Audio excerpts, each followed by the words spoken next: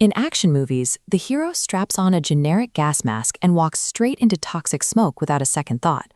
But if you try that in a real industrial hazard zone, relying on the wrong respirator can be a fatal mistake. This animated cross-section shows how physical dust and particles attack the body based entirely on their size. At 15 microns, particles get trapped in your nose. Between 5 and 10 microns, they make it down to your throat. But when they shrink down to half a micron or less, they dive straight into the deep tissue of your lungs.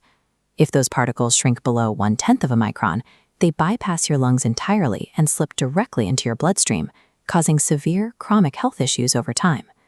But physical particulates are slow compared to the immediate damage of toxic vapors and gases. Instead, these chemical threats act instantly, entering your body through your lungs, your digestive tract, and even absorbing through bare skin. To fight these vapors, industries rely on air-purifying respirators equipped with specific chemical filters. You match the color to the exact threat: black for organic vapors, white for acid gases, and green for ammonia.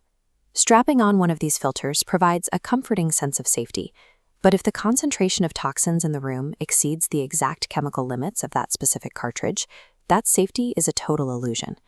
Look at this early fabric gas mask. It was designed to block specific known battlefield threats. But what happens when the toxins in the air are completely unknown? Or worse, the total oxygen in the room drops below 19.5%.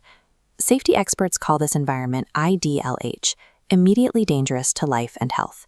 In an IDLH zone, standard respirator filters are completely useless. A filter is designed to scrub existing air, but it cannot miraculously generate new oxygen where none exists.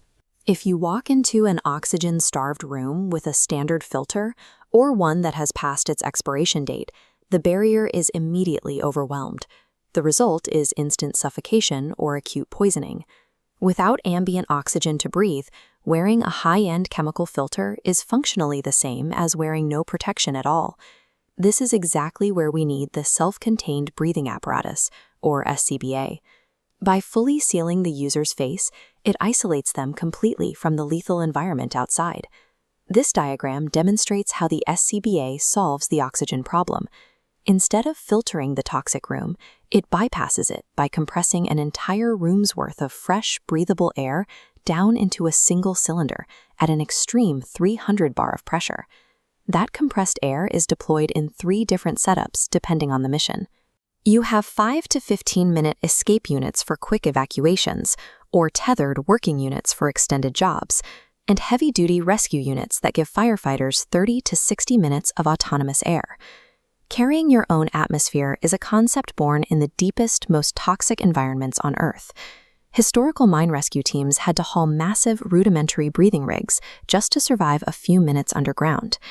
The modern SCBA takes the biological burden of filtering poisoned air away from human lungs, replacing it with the sheer brute force of extreme high-pressure engineering.